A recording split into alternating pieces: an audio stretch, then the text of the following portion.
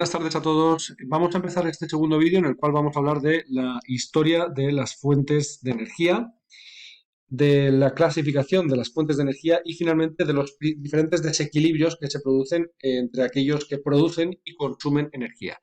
En primer lugar, es necesario definir qué es una fuente de energía.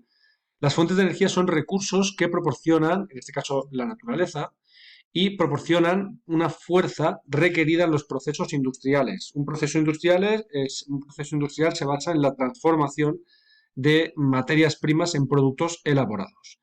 La energía ni se crea ni se destruye, solamente se puede transformar y eso es lo que vamos a ver en los diferentes tipos de energía, ya que por ejemplo una central eólica lo que hace es transformar el movimiento, el viento que genera, mueve esas aspas de esos centros eólicos y se genera electricidad. De la misma forma, en un centro fotovoltaico, en una estación solar, en la cual en un panel solar recibe energía del sol y a través de se genera una energía fotovoltaica, que normalmente suele transformarse en electricidad. Y así sucesivamente con todas las fuentes energéticas, como es el caso del carbón, el petróleo, la madera, etcétera. ¿De acuerdo? Se basan en procesos de transformación. Bien, el fuego. El fuego es uno de los primeros elementos que nos llama la atención. Es una fuente de energía básica para el ser humano. Fue dominada por los australopitecos hace un millón de años y, bueno, el fuego permitió una gran mejora en la calidad de la vida de los primeros homínidos, ya que, en primer lugar, permitió calentarse, genera calor y estamos hablando de una época de glaciación, una época donde las temperaturas eran muy bajas.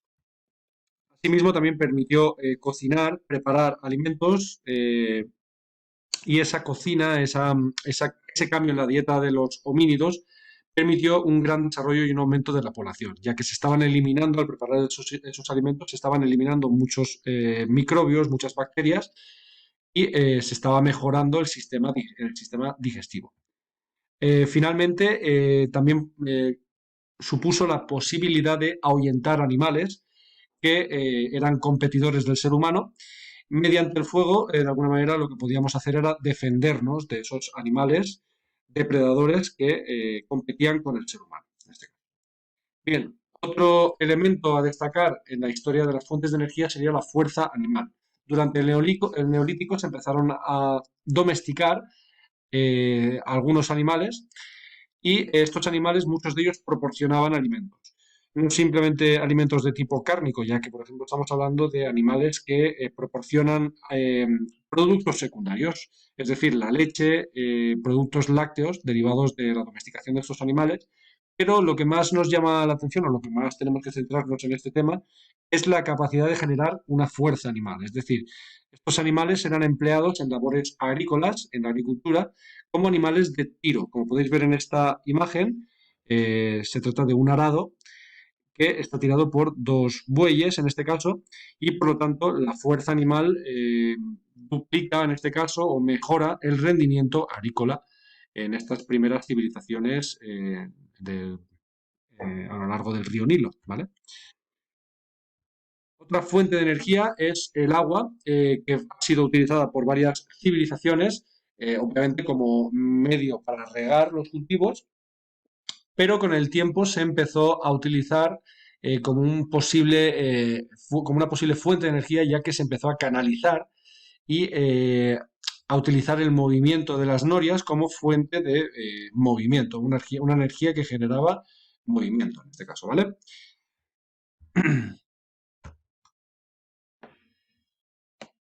Otro tipo de fuente de energía es el viento, que ha sido aprovechado desde la antigüedad como un recurso energético renovable. Luego más tarde veremos a qué se refiere con renovable. Uno de los ejemplos de la utilización de este recurso energético, del viento, se remonta al siglo XII en Holanda con los polders en los Países Bajos. Los Países Bajos, como su nombre indica, están por debajo del nivel del mar y en este caso este territorio ha conseguido ganarle mucho terreno al mar, construyendo una serie de diques, como podemos ver en este diagrama, y a través de la fuerza del viento, con esos molinos tan característicos de estas zonas, han conseguido trasvasar el agua de una zona hacia el mar y por lo tanto generar una elevación y ganar territorio al mar. Una zona que antes estaba sumergida, gracias a la fuerza del viento, se ha conseguido trasvasar, canalizar el agua hacia otra zona. ¿De acuerdo? Bien, dicho esto, nos vamos a la época contemporánea. Hablamos del siglo XVIII, en el cual la principal fuente de energía era la madera, aunque la madera ya hemos hablado de ella y ya hemos hablado del fuego, que nace de esa combustión de la madera.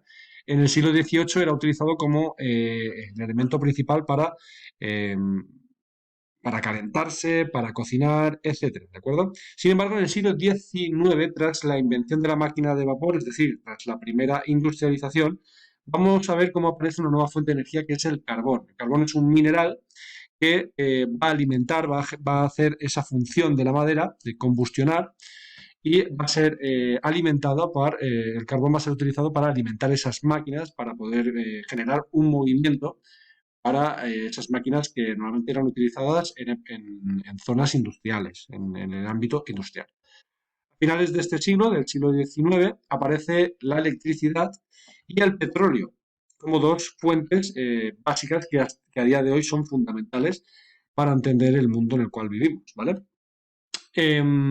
Sin embargo, a mediados del siglo XX aparece una energía nueva, en este caso es la energía nuclear, que comentaremos más tarde.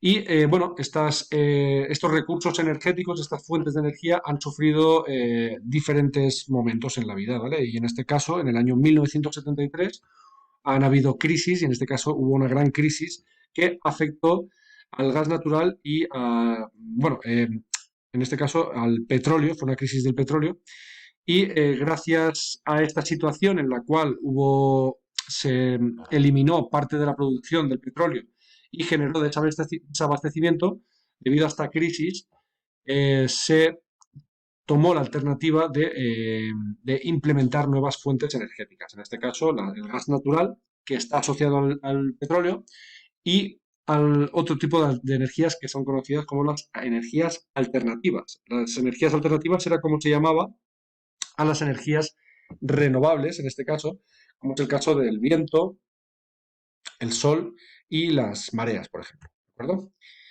Bien, una vez visto esto, vamos a clasificar las fuentes de energía.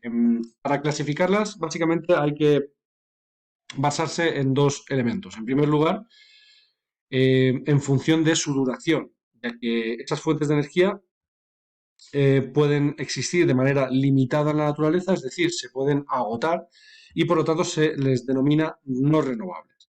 Mientras que, por otro lado, pueden haber fuentes de energía que existen en la naturaleza de manera ilimitada, es decir, que no se agotan, y estas se llaman renovables.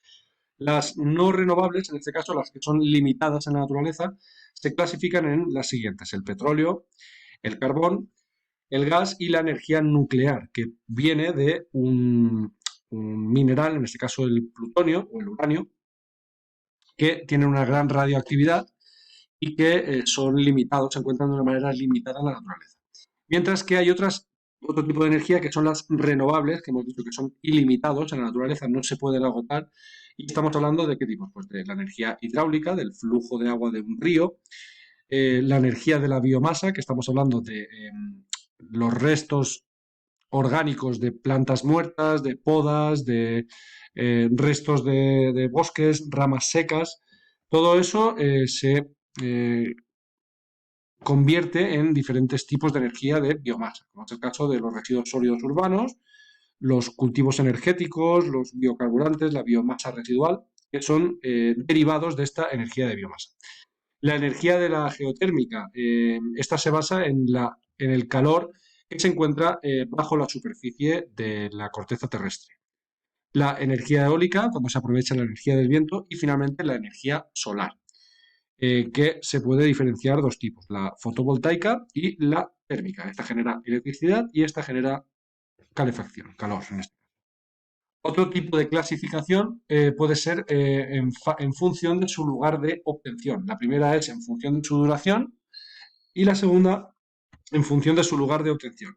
Diferenciamos dos tipos: la primaria, que se obtienen directamente de la naturaleza, Estamos hablando, por lo tanto, de combustibles fósiles, como es el caso del carbón, el petróleo, el uranio, que ya os he comentado que es un mineral, y también incluiríamos aquí algunas energías renovables, como es el caso del sol, el viento y las mareas, en este caso, ¿vale?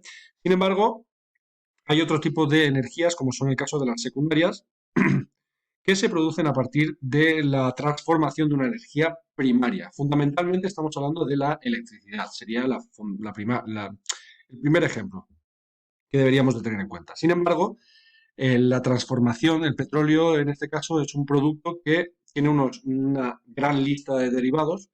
Esos derivados serían secundarias, ya que es un producto que se ha obtenido de la naturaleza. No olvidemos que el petróleo es una fuente primaria en este caso, pero cuya transformación, sus derivados, serían secundarios. Estamos hablando de la gasolina, el gasóleo, el queroseno. Son productos derivados del petróleo. Por lo tanto, los incluiríamos en este apartado. Bien, aquí tendremos un pequeño diagrama que os he puesto en clase en el cual vemos todos estos productos primarios, el petróleo, el carbón, el gas natural, biomasa, todos estos primarios, y vemos cómo se transforman en productos, en energía secundaria, en este caso, como la gasolina, la electricidad, el calor, ¿vale? Y para dónde van dirigidos este tipo de energías, ¿de acuerdo? Bien, una vez visto esto, vamos a hablar de los diferentes desequilibrios que se producen entre la producción y el consumo, es decir, diferencias entre aquellos que producen una gran cantidad de estas fuentes de energía y aquellos que consumen. A nivel mundial, el panorama energético es desigual. Hay una distribución que no es igual en todo el mundo, ya que hay grandes productores, como os decía, y grandes consumidores de energía. En primer lugar, hay que destacar organizaciones como la OPEP, que tiene este logotipo que veis aquí, y que significa Organización de Países Exportadores de Petróleo, y que por tanto obtienen petróleo. Estos países bueno, que son normalmente Arabia Saudí, del Medio Oriente, normalmente son los grandes abastecedores mundiales de los hidrocarburos y de ellos depende la gran mayoría del abastecimiento del resto de los países occidentales. Otro ejemplo sería el de Japón y la Unión Europea, que son grandes consumidores de estas fuentes de energía, pero que son muy deficientes a la hora de producirlas. Es decir, en este caso encontramos aquí un gran desequilibrio entre un gran consumo, pero una deficiente producción. Otro ejemplo sería Estados Unidos y Canadá, que se encuentran en un estado equilibrado, ya que son grandes productores de energía, pero a su vez también son grandes consumidores. Y finalmente tenemos a países que están en vías de desarrollo o casi desarrollados, en este caso estamos hablando de China y la India, cuya demanda energética ha crecido notablemente en los últimos años.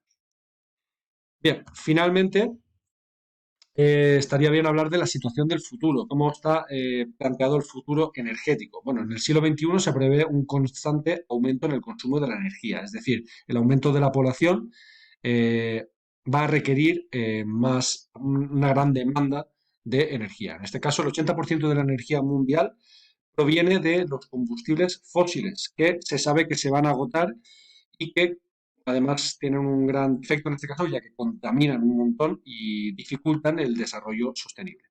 ¿Cuáles son los desafíos energéticos a los cuales nos enfrentamos en el futuro? Pues básicamente tenemos que ser capaces de poder atender esa creciente demanda de la población mundial. Hemos dicho que la población mundial está aumentando y hay que crecer, hay que atender esa creciente demanda. Todo el mundo necesita electricidad, todo el mundo requiere de transporte y por lo tanto es necesario atender esta situación. ¿Cómo se puede hacer? Bueno, pues promoviendo la eficiencia energética, utilizando electrodomésticos eficientes que consuman poco y apostar por las energías renovables. Además, para ello es necesario llevar a cabo inversiones en tecnología para superar las limitaciones actuales, como es el caso del almacenamiento de la energía, que es una gran dificultad a la cual nos enfrentamos hoy en día, y las diferentes maneras de poder transportar de manera eficiente esa energía, ¿de acuerdo? En el suministro, sin llegar a faltar en ningún momento a ciertas personas, sectores sociales.